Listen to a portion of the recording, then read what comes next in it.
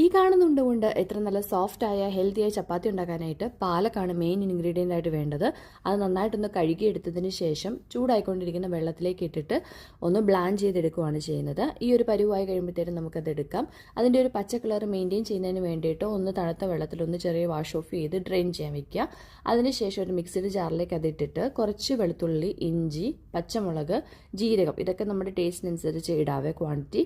എന്നിട്ട് നന്നായിട്ട് പേസ്റ്റ് പോലെ അരിച്ചെടുക്കണം. തരികളൊന്നും ഉണ്ടാകാൻ പാടില്ല. ഇനി ആട്ടമാവിലേക്ക് ആവശ്യത്തിനുള്ള ഉപ്പിട്ട് കൊടുത്തിട്ടൊന്ന് ഇളക്കുക. അതിനുശേഷം കുറച്ച് ഗീ ഇട്ട് കൊടുത്തിട്ടുണ്ട്, ഓപ്ഷണലാണ്. അതിനുശേഷം ഈ ഒരു പൾപ്പും കൂടി ഇട്ടിട്ട് നന്നായിട്ട് ഫോർക്ക് കൊണ്ട് തന്നെ ഒന്ന് മിക്സ് ചെയ്തെടുക്കുക. അതിനുശേഷം ആ മിക്സിയുടെ ജാറിലും കുറച്ച് വെള്ളം ഒഴിച്ചിട്ട് അതുമെല്ലാം മിക്സ് ചെയ്ത് ആ വെള്ളം നമുക്ക് യൂസ് ചെയ്യാം. അങ്ങനെ നല്ല രീതിയിൽ ചപ്പാത്തിയുടെ പരുവത്തിൽ നന്നായിട്ട് കുഴച്ചെടുക്കുക. ഇപ്പോൾ ഇവിടെ ഞാൻ ആ ചീരയുടെ ആ ഒരു ടേസ്റ്റ് കുറയ്ക്കുന്നതിന് വേണ്ടിയിട്ട് കുറച്ച് കൂടുതൽ ആട്ടയാണ് എടുത്തിട്ടുള്ളത്. കാരണം ഇത് കുട്ടികൾക്ക് നിർബന്ധിച്ച് കഴിപ്പിക്കുന്നതാണ് ഒന്നാമത്തെ കാര്യം. അപ്പോൾ അവർക്കൊരു മടുപ്പ് വരാതിരിക്കാൻ വേണ്ടിയിട്ടാട്ടോ. അപ്പോൾ ഒന്ന് കുറച്ച് റെസ്റ്റൊക്കെ ചെയ്ത് കഴിഞ്ഞതിന് ശേഷം നന്നായിട്ട് ഈ ഒരു പരുവത്തിൽ നമുക്ക് ഏത് വലിപ്പത്തിലാണോ ചപ്പാത്തി ഉണ്ടാക്കാൻ വേണ്ടി ആ വലിപ്പത്തിൽ ഉണ്ടയാക്കി എടുക്കുക കേട്ടോ.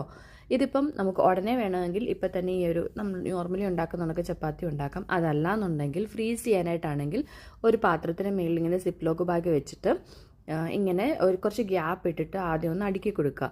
ഇത് നമുക്ക് ഒരു 3-4 hours അല്ലെങ്കിൽ ഒരു ഓവർനൈറ്റ് വെച്ചിട്ട് എല്ലാം കൂടെ ഐസായി കഴിഞ്ഞതിന് ശേഷം ഇങ്ങനെ ഒരുമിച്ചിട്ടിട്ട് നമുക്കിത് മടക്കി ഫ്രീസറിൽ തന്നെ സ്റ്റോർ ചെയ്യാം. വളരെ ഒരു യൂസ്ഫുൾ ആയൊരു ടിപ്പാണ് കേട്ടോ ഇത്.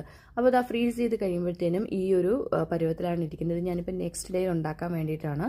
അപ്പം ഞാൻ ഈവനിങ്ങിലേക്കാണ് ചപ്പാത്തി പ്ലാൻ ചെയ്യുന്നത്. അപ്പം ഞാൻ രാവിലെ തന്നെ എത്രയാണ് ആവശ്യമുള്ളത് അതെടുത്ത് ഒരു പ്ലാസ്റ്റിക് കണ്ടെയ്നറിലാക്കിയിട്ട് അതിനുശേഷം ഇത് ഫ്രിഡ്ജിലേക്കാണ് വെക്കുന്നത്. അപ്പോൾ ഫ്രിഡ്ജിലെടുത്ത് വെച്ചിട്ട് നമുക്ക് എപ്പോഴാണോ വേണ്ടത് അതിനൊരു 1 hour മുമ്പ് പുറത്തെടുത്ത് വെച്ച് കഴിയുമ്പോഴത്തേനും ഈ ഒരു പരുവത്തിലായി കിട്ടും. അപ്പം ഇങ്ങനെ നമ്മൾ നോർമൽ പരുവത്തിലായതിനു ശേഷമാണ് നമ്മൾ പരത്തി തുടങ്ങേണ്ടത് കേട്ടോ. ഇനി ഇത് നോർമലി ചപ്പാത്തി ഉണ്ടാക്കുന്നവർക്ക് ഉണ്ടാക്കിയെടുക്കുക. അപ്പോൾ ചപ്പാത്തിയുടെ ഈ ഒരു പരുവം കാണുമ്പോൾ തന്നെ നിങ്ങൾക്ക് മനസ്സിലാവുമല്ലോ എത്ര സോഫ്റ്റ് ആയിരിക്കും എന്നുള്ളത്.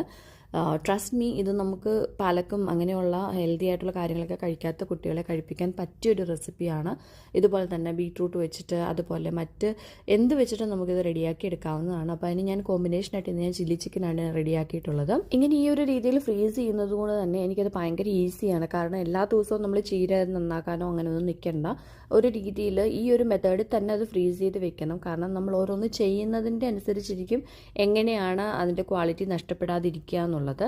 ഒരു പ്രാവശ്യം ഫ്രീസറിൽ നിന്ന് മൊത്തം ക്വാണ്ടിറ്റി എടുത്ത് അത് ടെമ്പറേച്ചർ പോയെന്നുണ്ടെങ്കിൽ വീണ്ടും അത് ഫ്രീസ് ചെയ്താൽ അത് അതിൻ്റെ ക്വാളിറ്റി നഷ്ടപ്പെട്ട് അത് ചീത്തയായി പോവുകയാണ് ചെയ്യുന്നത്. അപ്പോൾ ആവശ്യമുള്ളത് മാത്രം ക്വാണ്ടിറ്റി എടുത്ത് അങ്ങനെ ചെയ്യാനായിട്ട് ശ്രദ്ധിക്കുക.